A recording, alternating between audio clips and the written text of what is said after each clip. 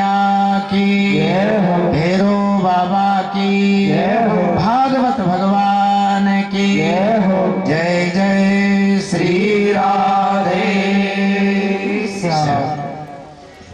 देखो माँ भगवती की ये महती कृपा नवरात्रा जैसे पावन समय में हम आपको उनके चरणों में बैठकर भागवत कथामृत पान करने का सुंदर अवसर जो है प्राप्त हो रहा, ये भगवती की कृपा है।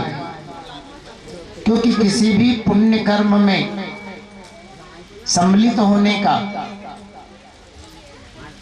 सत्संग में बैठने का, भगवत कथा श्रवण करने का जो सौभाग्य होता है, अवसर होता है, वो हमारे प्रयास से नहीं मिलता है जी, भगवत कृपा से मिलता है।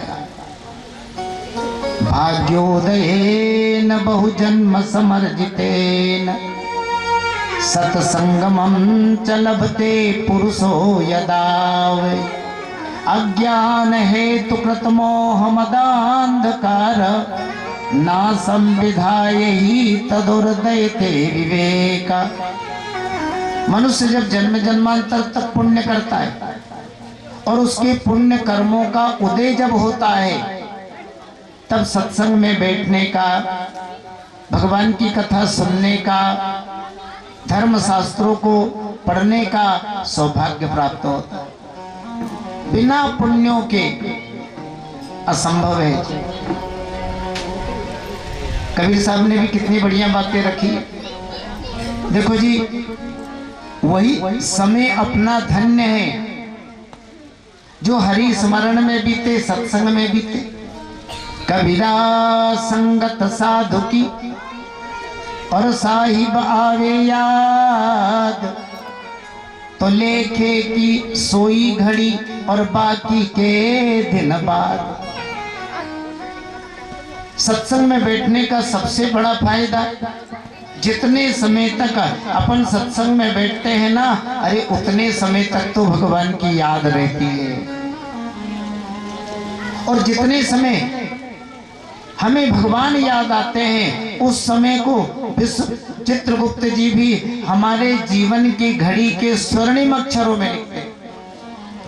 इस मनुष्य का ये समय कितना धन्य है जो भगवत नाम जप में, सत्संग में, सत्कर्म में जो है बीत रहा है। और बाकी के दिन बाद, बाकी का जो समय जा रहा है ना, वो तो बेकार ही है। हाँ, ते दिन गए अकार थी, वो समय बेकार है, वो दिन बेकार है। कौन से दिन, कौन सा समय? बोलते दिन गए अकार थी, संगत भई न संत, भजन बिना पशु जी बना, और भक्ति बिना भगवंत। बिना भजन के, बिना सत्संग के, बिना सत्कर्म के जो समय बीता, बोले वो अकारत, बेकार ही जो है। भगवान की ये कृपा, माँ भगवती की कृपा, उनके चरणों में बैठकर 7 दिन से अनवरत भगवत चर्चाएं सुनने का सौभाग्य हम आपको प्राप्त हुआ। और आज कथा का समापन है। राजा परीक्षित ने बड़ा सुंदर प्रश्न किया। सुखदेव जी, एक बात बताएं, देवासुर मनुष्येषु ये भजन्त्य शिवम शिवम, प्रायास्ते धनिनो भोजा, न तो लक्ष्म्यापतिम न हरि। देवता, मनुष्य और ऋषियों में जो असुर भेष को धारण करने वाले भगवान भोलेनाथ का भजन करते हैं, ऐसे भक्त तो धनवान देखने के लिए जो है मिलते हैं, लेकिन न तो लक्ष्म्यापति हरि, जो लक्ष्मीपति नारायण का भजन करते हैं, वो भक्त गरीब क्यों मिलते हैं? भाई होना तो ये चाहिए कि जो नारायण लक्ष्मी के पति है, वैकुंठ के मालिक है, उनका भजन करने वाले को धनवान होना चाहिए। और जो भगवान शिव शमशान में रहते हैं, चिता भस्म धारण करते हैं, मुंडों की माला पहनते हैं, भाई उनके भक्तों को गरीब होना चाहिए, लेकिन शिव भक्त धनवान और नारायण के भक्त गरीब क्यों होते हैं? सुखदेव जी ने कहा देखो परीक्षित, भगवान नारायण जो है ना, ये ब्रह्म का ही स्वरूप है। तम भजन निर्गुणो भवेत, इसलिए उनका भजन करना और निर्गुण ब्रह्म का भजन करना ये बात बराबर है। और वैसे भी भगवान नारायण तो कहते ब्रह्मण्यमनुगृणामि तद विशो विधनोम्यहम् यन्मदः पुरुषः स्तब्धो लोकं मां चावमान्यते। भाई मैं अपने जिस भक्त पर कृपा करता हूँ उस भक्त के धन का हरण कर लेता हूँ। मेरा भक्त गरीब बना रहे, मेरा भजन करता रहे और अंतिम में वो मुझे ही प्राप्त हो। और यूं भी भगवान शिव और भगवान ब्रह्मा ये तमोगुण के और रजोगुण के देवता है, बहुत जल्दी प्रसन्न हो जाते, भक्त को मुंह मांगा वरदान भी दे देते हैं। और इसीलिए कभी कभी तो ये खुद ही संकट में फंस जाते हैं। प्रसिद्ध कथा है ना, एक बार एक वृकासुर नाम का दैत्य हिमालय में घूम रहा है, संयोगवश संत नारद जी मिल गए। वृकासुर ने नारद जी को प्रणाम किया और प्रणाम करके निवेदन किया, बाबा एक बात बताओ, ब्रह्मा विष्णु और शिव इन तीनों देवताओं में जल्दी प्रसन्न होने वाला, जल्दी प्रसन्न होकर के मुंह मांगा वरदान देने वाला देवता कौन है? नारद जी ने कहा भैया इसको बताने की जरूरत ही क्या है, अरे बहुत जल्दी प्रसन्न होने वाले और प्रसन्न होकर के मुंह मांगा वरदान देने वाले तो भगवान भोलेनाथ। आशुतोष तुम अवडर दानी तो आरती हरहूं दीन जन जानी। देखो भगवान शिव कौन है? बोले आशुतोष। आशु मने जल्दी, तुष्यति प्रसन्न जो होते हैं वही आशुतोष। तो भगवान शिव बहुत जल्दी प्रसन्न होने वाले देवता हैं।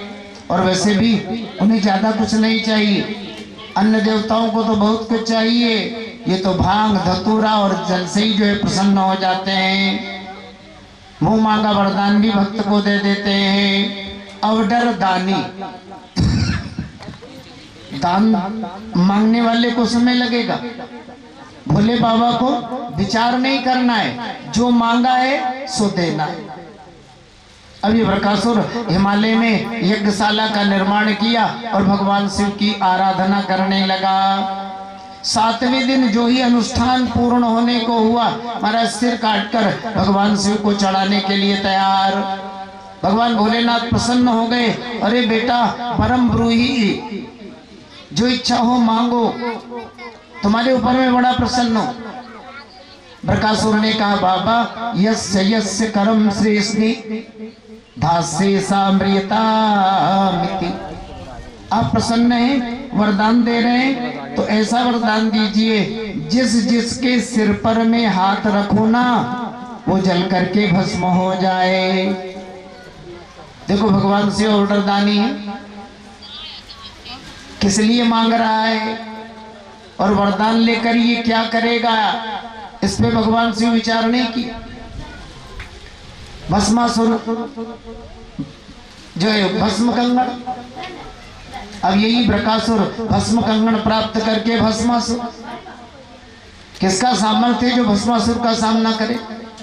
स्वर्ग पर इसने अपना अधिकार कर लिया, देवता लोग कष्ट को प्राप्त होने लगे, मनमाना आचरण होने लगा।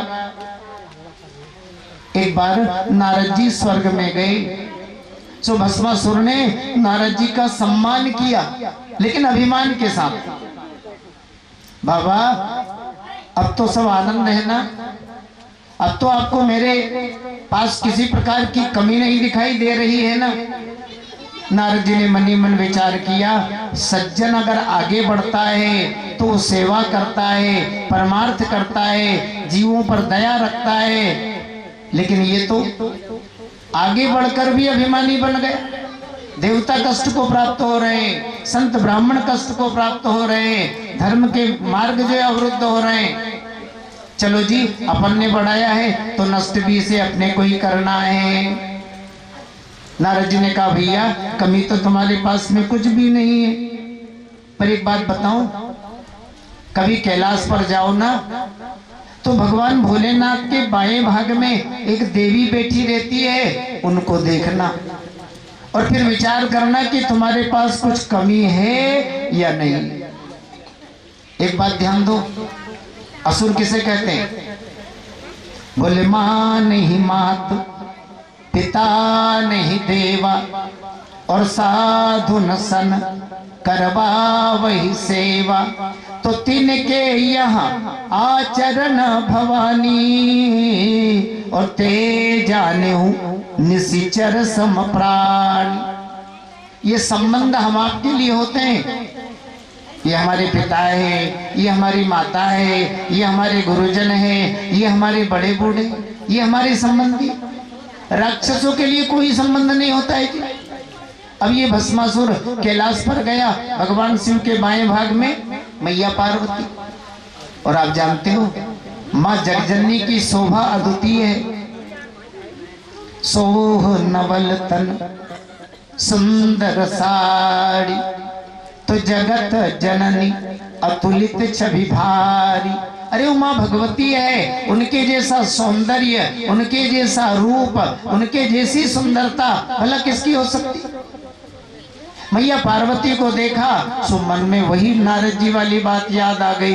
अरे बाबा ने ठीक ही कहा था, स्वर्ग में सब कुछ है लेकिन पार्वती नहीं है, तब तक तो मामला फीका ही है ना।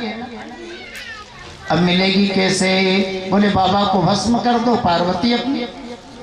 तो भगवान शिव के हाथ सिर पर ही हाथ रखने के लिए आगे बढ़ा। भगवान भोलेनाथ ने कहा बेटा क्या कर रहे हो? बाबा आपने जो वरदान दिया है ना उसकी परीक्षा करके देख रहा हूं। अब भगवान भोलेनाथ महाराज अपने ही द्वारा दिए गए भस्म कंगन से भयभीत होकर के भागे, मैया पार्वती भी भागी। आगे आगे भगवान भोलेनाथ मैया पार्वती जा रहे हैं और पीछे पीछे भस्मासुर। भगवान नारायण का स्मरण किया, भगवान कृपा करे तो ही भगत से प्राण बचेंगे, ऐसा वर्णन है। भगवान ने बड़ा सुंदर ब्रह्मचारी बालक का रूप बना लिया। रास्ते में भगवान खड़े हो गए, अरे दैत्यराज कहाँ जा रहे हो? भस्मासुर ने कहा जी शंकर जी को भस्म करना है, पार्वती को प्राप्त करना है, सो मैं उनके पीछे पीछे जा रहा हूं। भगवान मुस्कुराने लगे, देखो भगवान की हंसी ही माया है। अरे दैत्यराज आप इतने बुद्धिमान होकर भी पिशाच भाव को प्राप्त हो चुके शिव की बातों में आ गए। वो तो दक्ष के श्राप के कारण पिशाच भाव को प्राप्त हो चुके हैं। किसी को कुछ भी आशीर्वाद देते रहते हैं, किसी को कुछ भी बकते रहते हैं। ये भस्म कंगन जो आपको दिया ना, ऐसा एक बार मेरे को भी दिया था, लेकिन कहीं कुछ नहीं हुआ। भस्म करने तो जा रहे हो लेकिन पहले परीक्षा करके तो देख लो। सोचा जी बात तो सही है, अब यह कौन है, कैसे परीक्षा करें? सो देखो जी अपने ही सिर पर एक साथ थोड़ी भस्म होगा, पहले आग लगेगी फिर फैलेगी। अब अपने ही सिर पर हाथ रखने के लिए तैयार हुआ। अब जो ही सिर पर हाथ रखा देखो जी उसी क्षण जल करके भस्म हो गया। बोलिए शंकर भगवान की जय। भगवान शिव मैया पार्वती आए, भगवान नारायण के चरणों में आकर के गिर गए। गोविंद बड़ी कृपा की, इस दुष्ट से जो है प्राण बच गए। भगवान नारायण ने समझाया, भोले बाबा भक्तों को वरदान तो दिया करो लेकिन थोड़ा सोच विचार कर लिया करो। ऐसा वरदान मत दिया करो जिस वरदान को देने से आप ही संकट में पड़ जाएं। देखो जी माया त्रिगुणात्मक है, रजोगुण, सतोगुण और तमोगुण। इसलिए परमात्मा के भी तीन रूप है। रजोगुण का आश्रय लेकर के भगवान संसार की रचना करते हैं ना, इसलिए वो ब्रह्मा है। सतोगुण का आश्रय लेकर के वो संसार का पालन पोषण करते हैं ना, इसलिए विष्णु है। तमोगुण का आश्रय लेकर के वो संसार का संहार करते हैं शिव रूप से, इसलिए वो शिव है। देखो मुख्य बात समझो, परमात्मा तीन नहीं है, एक ही है। अहम ब्रह्मा च सर्वश्च जगतः कारणं परम आत्मेश्वर उपद्रष्टा स्वयं दृढ़ विशेषण। एक दिन की तीन अवस्थाएं होती, अपने शरीर की भी तीन अवस्था होती है। देहिनो अस्मिन् यथा देहे कौमारम यौवनम जरा। उसी तरह वो परमात्मा तीन कार्य करता है, इसलिए उसके तीन रूप है, ब्रह्मा, विष्णु और शिव। लेकिन देखो जी, शैव पुराणों में भगवान शिव की महिमा का वर्णन है, कुछ पुराणों में ब्रह्मा जी की महिमा का वर्णन है, और वैष्णव पुराणों में भगवान नारायण की महिमा का वर्णन। तीनों ही देवताओं में से भगवान नारायण श्रेष्ठ हैं, क्योंकि लौकिक जगत में अगर अपन देखें तो तमोगुण से श्रेष्ठ रजोगुण है और रजोगुण से श्रेष्ठ सतोगुण है। उसी तरह तीनों देवताओं में उत्तरोत्तर भगवान नारायण सतोगुण के देवता है, इसलिए श्रेष्ठ है। क्योंकि एक बार बद्रिकाश्रम आप गई, सरस्वत्यास्तटे राजन ऋषयः सत्रमासत वितर्का समभूतेषां त्रिषु अधिस्वेषु को महान। बद्रिकाश्रम में सरस्वती नदी के किनारे संतों की विशाल सभा का आयोजन हुआ और सब विचार विमर्श कर रहे हैं कि तीनों देवताओं में सबसे महान कौन है। अब देखो, जो ब्रह्मा जी के उपासक है ना, उन्होंने कहा हमारे ब्रह्मा जी सबसे बड़े हैं। जो वैष्णव है भगवान नारायण के उपासक, उन्होंने कहा जी हमारे नारायण सबसे जो है बड़े। जो भगवान शिव के उपासक हैं शैव्य, उन्होंने कहा नहीं हमारे भोले बाबा सबसे बड़े। अब त्रिषु अधिस्वेषु को महान, भाई तीनों में बड़ा कौन है? बोले भाई देखो, बातों से बड़ा छोटा नहीं होता है। जिसके जीवन में सदाचार है, दया है, धर्म है, तप है, त्याग है, वही बड़ा है। परीक्षा करके देख लो, कौन परीक्षा करेंगे? तो देखो जी, ब्राह्मणों के, ऋषियों के अगुवा है श्री भृगु जी महाराज। भृगु जी को परीक्षा का उत्तरदायित्व सौंपा। अब भृगु जी परीक्षा लेने के लिए चले, कैलाश पर पहुंचे। भगवान भोलेनाथ ने देखा, अरे हमारे छोटे भैया भृगु जी आए हैं। आसन छोड़कर खड़े हो गए, दरवाजे पर लेने के लिए गए। अब जो ही बाहें फैलाकर भृगु जी से गले मिलने लगे, तो ही भृगु जी पीछे हट गए। शिव, आप शमशान में रहते हो, चिता भस्म धारण करते हो, साज अमंगल, आपकी तो वेशभूषा भी अमंगल है, मैं आपके गले मिलूंगा? पीछे हट गए। और जो ही भृगु जी पीछे हटे, जो ही महाराज भगवान शिव ने त्रिशूल उठाया। अरे भृगु, मैं तो भाई समझ करके स्वागत सत्कार करने के लिए आया था, लेकिन मुझे छोटा बता रहे हो, मेरे भैंस को अमंगल जो है बता रहे हो। भृगु जी ने सोचा भागने से प्राण नहीं बचेगा। हाँ, सो शंकर जी के चरण पकड़ लिए, महाराज क्षमा करना, ऋषियों ने मुझे आपकी परीक्षा लेने के लिए भेजा था, इसलिए मैंने ऐसे कड़वी बात कही। आप तो है ना मंगल स्वरूप है ना, ज्ञान स्वरूप है। सोचा तमोगुण के देवता है, देखो ना क्रोध नाक पे रखा है। अब भगवान शिव से विदा लेकर के ब्रह्मलोक में गए। ब्रह्मा जी की सभा चल रही है, सारे देवता ऋषि मुनि सब अपने अपने आसन पर बैठे हैं। भृगु जी भी गए, ब्रह्मा जी को प्रणाम नहीं किया और जाकर आसन पर बैठ गए। एक ब्रह्मा जी को लगा भृगु आया है, अरे मेरा बेटा है, लेकिन कोई प्रणाम नहीं। अरे सिर झुकाना तो छोड़ो, वाणी के द्वारा भी मया अभिवाद्यते मया प्रणम्यते कुछ नहीं आया और आसन पर बैठ गए। क्रोध के कारण तिरछी दृष्टि से देखने लगे। प्रभु जी समझ गए, कहा तो कुछ भी नहीं, लेकिन क्रोध तो आ ही गया।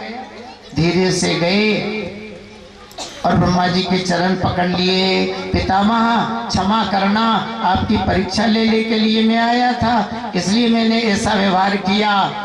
आप मेरे पिता हैं, जगत के जो है मालिक। सोचा रजोगुण के देवता है। अरे कहा कुछ नहीं, आंखें तो लाल पीली हो ही गई ना। अब भगवान नारायण की परीक्षा लेने के लिए क्षीर समुद्र में पहुंचे। भगवान क्षीर समुद्र में दिव्य से सैया पर विश्राम कर रहे हैं। माता लक्ष्मी भगवान के चरण सेवा में जो है लगी है। भृगु जी गए और भगवान के हृदय में लात मारी। एकाएक भगवान की आंखें खुली और भगवान ने भृगु जी के चरण पकड़ लिए। महाराज क्षमा करना, आपके आने की सूचना नहीं मिली, इसलिए मैं उठ करके आपका आदर सत्कार नहीं कर पाया। आपके चरण तो बड़े सुकोमल चरण है और मेरा हृदय बड़ा कठोर। अतीव कोमलोता तो चरणों ते महामुने इत्युक्त्वा विप्रचरणो मर्दयन् स्वेन पाणिना। महाराज अजानता में आप आ गए, इसलिए मैं उठ नहीं सका, आपका आदर सम्मान नहीं कर पाया। आपके चरण बड़े सुकोमल चरण है और मेरा हृदय बड़ा कठोर है। कहीं ये कठोर हृदय आपके कोमल चरणों में चुभ नहीं गया हो। कोमल हाथों से भगवान नारायण भृगु जी के चरण दबाने लगे। महाराज भगवान नारायण से विदा लेकर के लौटी, बद्रिकाश्रम में आए, सरस्वती नदी के तट पर गए, सारी घटना ऋषियों को सुनाई। ऋषियों ने यही निर्णय किया कि भगवान नारायण के जीवन में सदाचार है, दया है, तप है, त्याग है, इसलिए नारायण सबसे श्रेष्ठ है।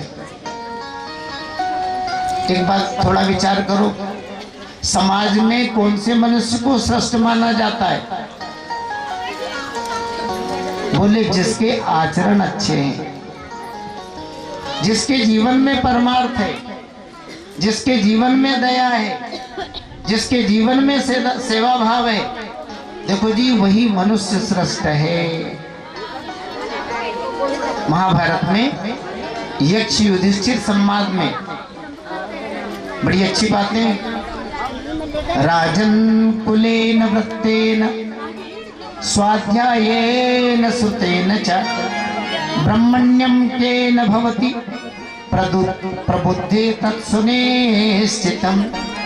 युधिष्ठिर एक बात बताओ, मनुष्य को श्रेष्ठ किस कारण से माना जाता है? क्या ऊंचे कुल में जन्म लेने से कोई श्रेष्ठ होता है?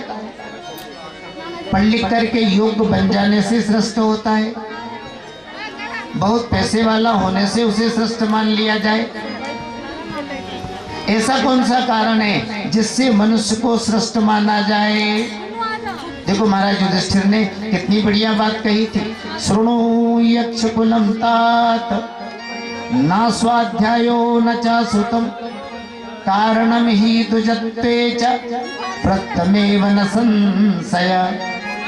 देखो परीक्षित, ना तो धन के कारण मनुष्य को श्रेष्ठ माना जाता है, ना ऊंचे कुल में जन्म लेने के कारण मनुष्य को श्रेष्ठ माना जाता है, ना बहुत विद्वान पढ़ा लिखा होने से मनुष्य को श्रेष्ठ माना जाता है। मनुष्य की श्रेष्ठता का एकमात्र कारण है उसका चरित्र। देखो जी, जिस मनुष्य का आचरण श्रेष्ठ है वो मनुष्य श्रेष्ठ है।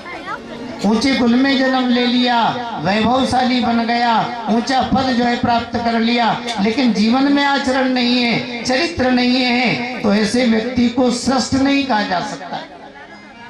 भले ही छोटे कुल में जन्म मिला हो, पैसा नहीं है, विद्या नहीं है, लेकिन आचरण अच्छा है, बस वही श्रेष्ठ है।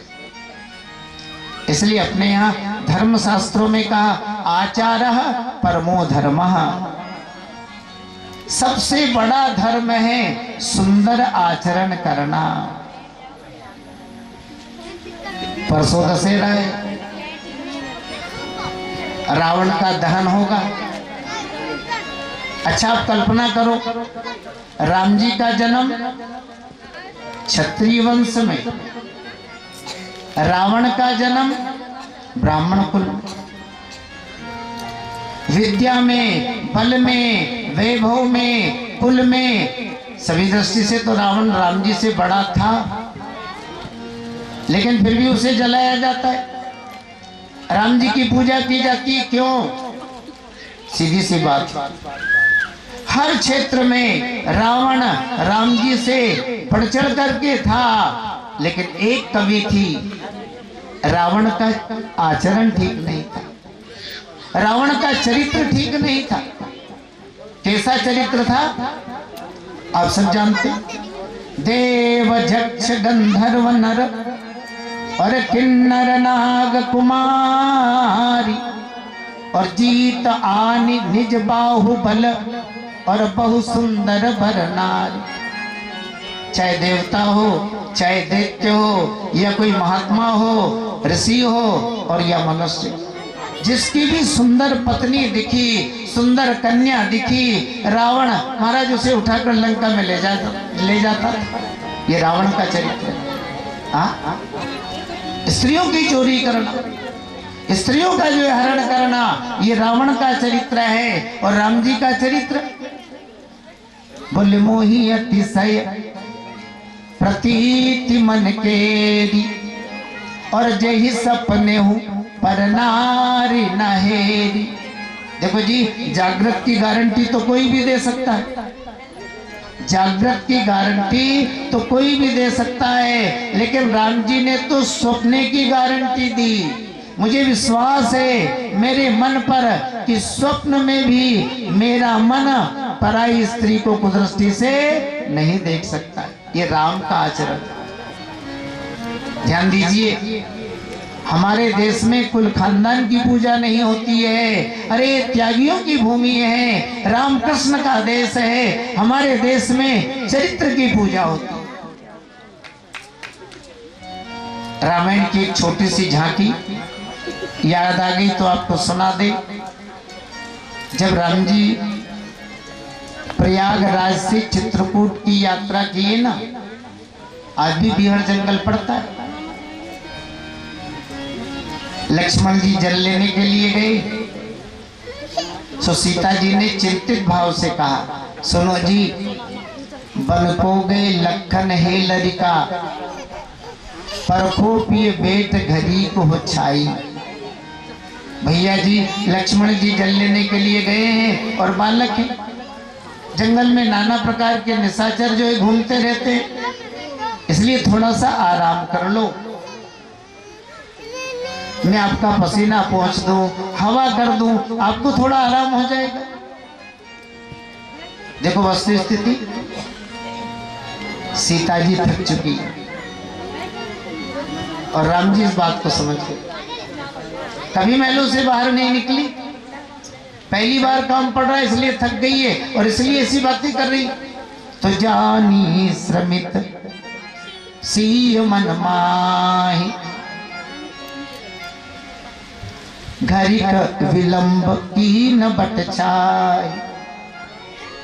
राम जी समझ गए सीता थक गई है, तो एक बड़के पेड़ के नीचे बैठ गए। अब लक्ष्मण जी थोड़े समय बाद जल लेकर आ गए।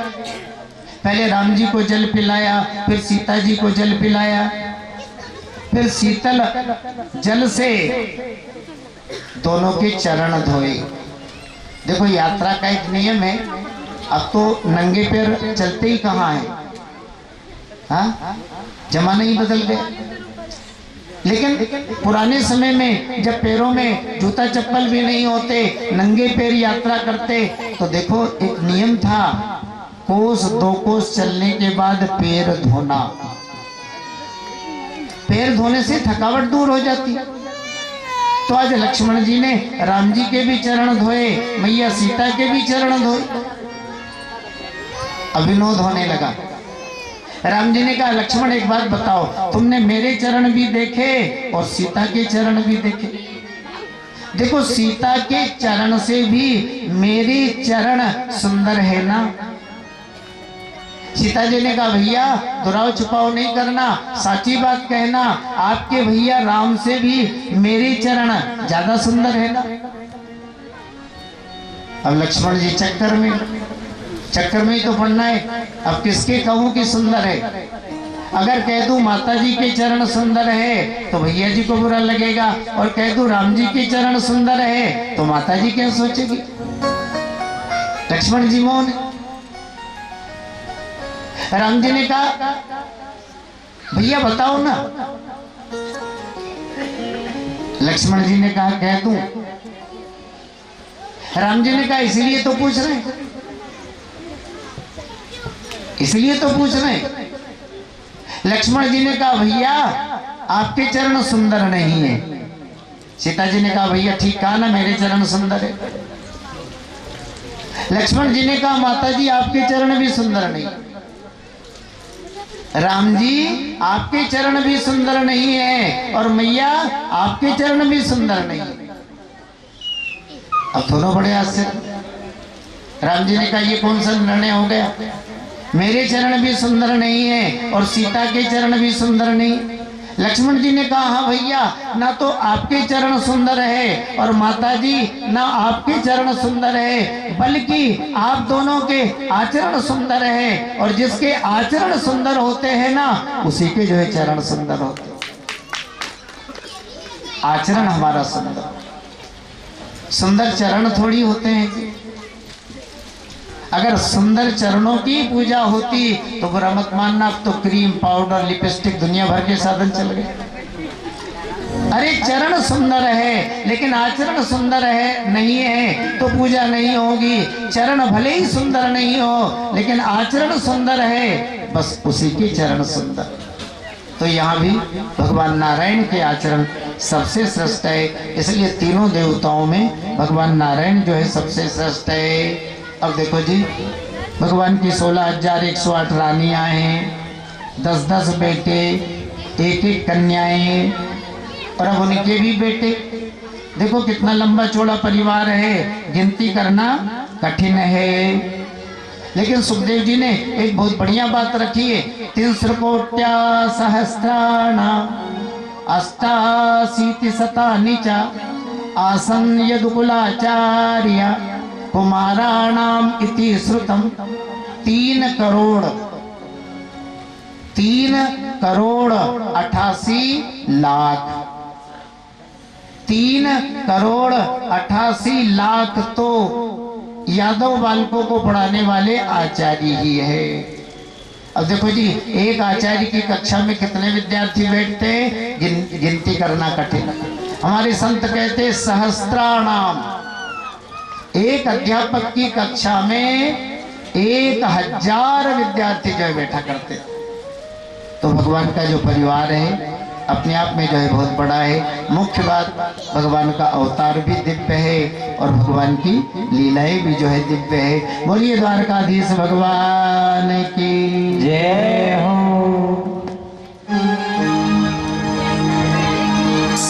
तेरी मंद मंद मुस्कानिया पे हो, तेरी मंद मंद मुस्कानिया पे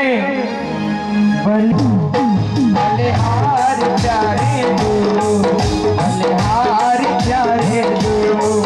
तेरी मंद मंद मुस्कानिया पे, तेरी मंद मंद मुस्कानिया पे बलिहार प्यारे दो, बलिहार प्यारे दो, बलिहार प्यारे दो, बलिहार प्यारे दो।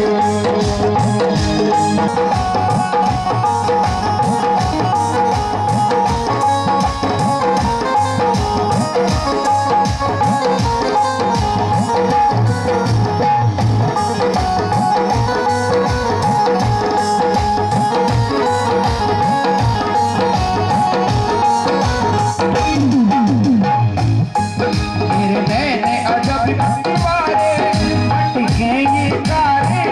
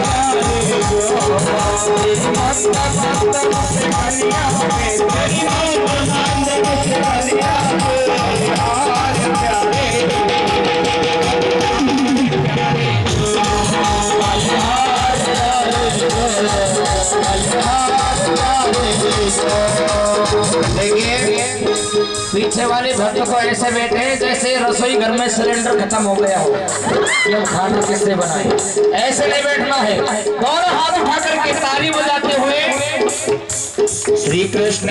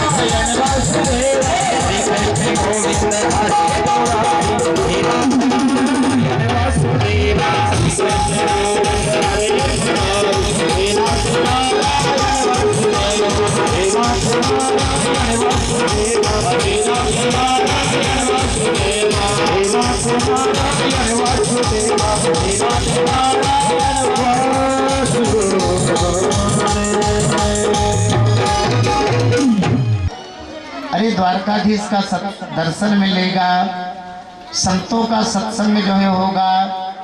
महाराज समुद्र के किनारे संत आश्रम बना करके निवास कर रहे हैं। अब यहाँ संतों का सत्संग चल रहा है। भगवान के बेटों ने महात्माओं की हंसी बनाने का उपक्रम तैयार किया। सांब को स्त्री के वस्त्र पहनाए, ढोलक मृदंग नगाड़े इत्यादि वाद्य बजाते हुए जो है पहुंच गए। दंडवत प्रणाम किया और पूछा, महात्माओं ये जो स्त्री है ना, ये गर्भवती है, पूछने में इसे शर्म लग रहा है। ऐसा पृच्छति वो विप्र अंतर्वत्या सुते क्षणा। आप तो त्रिकालज्ञ हो ना, सो कृपा करके बताओ ये बालक को जन्म देगी या बालिका को जन्म देगी। अब महात्माओं ने जब इस दृश्य को देखा तो देखो जी बड़ा क्रोध आ गया। भगवान हमारा सम्मान करते हैं और ये भगवान के बेटे हमारा मजाक उड़ा रहे। सो क्रोध में श्राप दे दिया, जनयिष्यन्ति वो मंदा मूसलम कुलनाशनम। न ये बालक को जन्म देगी न ये बालिका को जन्म देगी। अरे मूर्खो, ये तो आपके ही वंश को नष्ट करने वाले मूसल को जन्म देगी। महाराज ऋषियों का श्राप सुनकर के सारे बालक भयभीत हो गए। महाराज उग्रसेन के पास में गए, सारी घटना सुनाई। महाराज उग्रसेन का हृदय भी भय से कांपने लगा। ऋषियों का श्राप मिथ्या होने वाली तो कोई बात ही नहीं, लेकिन फिर भी प्रयास किया जाए। सो मूसल को समुद्र के किनारे ले गए, पत्थर पर घिसा। मूसल का चूर्ण द्वारका से सोमनाथ क्षेत्र तक फैल गया। इधर मूसल में जो लोहे की श्याम लगी है उसे भी पत्थर पर घिसा। घिसते घिसते नन्हा सा लोहखंड रह गया, समुद्र में फेंक दिया। एक मत्स्य ने निगल लिया। मत्स्य को जरा नाम के व्याध ने पकड़ा। जब चीरा मत्स्य के पेट से लोहखंड निकला, जरा व्याध ने इसे धनुष के अग्रभाग पर जो है लगा लिया। देखो जी विनाश का उपक्रम जो है तैयार। नारद जी ने सोचा यदुवंश काल के गाल में प्रवेश कर चुका है। चलो जी अब महाराज वसुदेव जी पर कृपा की जाए। देखो संत महापुरुष जब कभी हमारे पास आते हैं तो भगवत कृपा माननी चाहिए। नारद जी के मन में वसुदेव जी के प्रति कृपा का भाव, करुणा का भाव जगा। सो उनसे मिलने के लिए अब उनके महल में पधारे। महाराज वसुदेव जी ने नारद जी का बड़ा आदर सत्कार किया। सुंदर आसन पर विराजमान करवाया। महाराज बड़ा सौभाग्य, आप जैसे महापुरुष कृपा करके जो है पधारे। अब बुढ़ापा आ गया, कोई साधन भी नहीं हो सकता है। बाबा मुझे कृपा करके भागवत धर्म का उपदेश करें। देखो, भागवत धर्म अर्थात भगवान के भक्तों का आचरण, भगवान के भक्तों की रहनी। नारद जी ने कहा, वसुदेव जी आपने बहुत बढ़िया बात पूछी है। भागवत धर्म ही ऐसा धर्म है जिसका आचरण करके मनुष्य संसार के सारे पाप तापों से जो है छूट जाता है। आपकी बातें सुनकर मुझे एक प्राचीन इतिहास याद आया, जो राजा निमि और योगेश्वरों के बीच में हुआ था।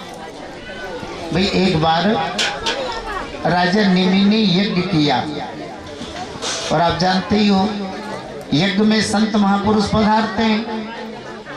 महाराज निमि के यज्ञ में भी 9 योगेश्वर पधारे।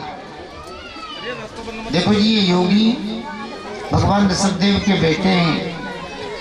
नाम कबीर हरिरंतरिक्ष प्रबुद्धा पिप्पलायन आविर्होत्रोथ धुमिलस चमसः करभाजन। महाराज भगवान ऋषभदेव के 100 पुत्र थे, पहले चर्चा की जा चुकी। इन 100 पुत्रों में ये 9 पुत्र उच्च कोटि के योगी हैं, योगेश्वर है। तो योगेश्वर पधारे। राजा निमि ने बड़े सम्मान से योगेश्वरों का पूजन किया यज्ञ के विश्राम काल में। और अब सत्संग प्रारंभ होने जा रहा है। महाराज भगवान की बड़ी कृपा है जो मेरे इस यज्ञ में आप जैसे संत पधारे।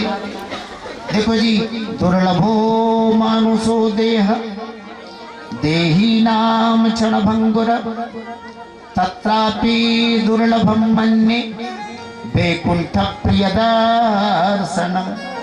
भाई सबसे पहले तो ये मनुष्य का शरीर है ना, यही दुर्लभ है, भगवान की कृपा से मिलता है। और मनुष्य शरीर में भी वैकुंठ प्रिय दर्शनम, भगवान के भक्तों का दर्शन मिलना, संतों का सत्संग मिलना, ये और दुर्लभ है। सुंदरदास जी महाराज ने भी तो यही बात रखी है ना, तात मिले पुनि मात मिले सुत भ्रात मिले युवती सुखदाई, राज मिले गजबाज मिले सब साज मिले मन वांछित पाई। तो लोक मिले विधि लोक मिले पर लोक मिले वैकुंठ हो जाई। तो सुंदर और मिले सब ही सुख लेकिन संत समागम दुर्लभ भाई। सुंदर और मिले सब ही सुख लेकिन संत समागम दुर्लभ भाई। वैकुंठ प्रिय दर्शनम, भगवान ये कृपा है जो यज्ञ में आप पधारे और आप जैसे संतों का मुझे दर्शन हो रहा है। तो अब आप कृपा करके बताएं ऐसा कौन सा साधन है जिस साधन को करने से मनुष्य भय से मुक्त हो जाए। देखो कितना बढ़िया प्रश्न है। सबसे बड़ा भय किस बात का है जी? संसार चक्र में अपन पड़े हैं, बार बार जन्म रहे हैं, बार बार मर रहे हैं, बार बार माता की जठराग्नि में जा रहे हैं, जन्म और मरण के असह्य कष्ट को सहन कर रहे हैं। यही सबसे बड़ा भय है, जन्मना और मरना।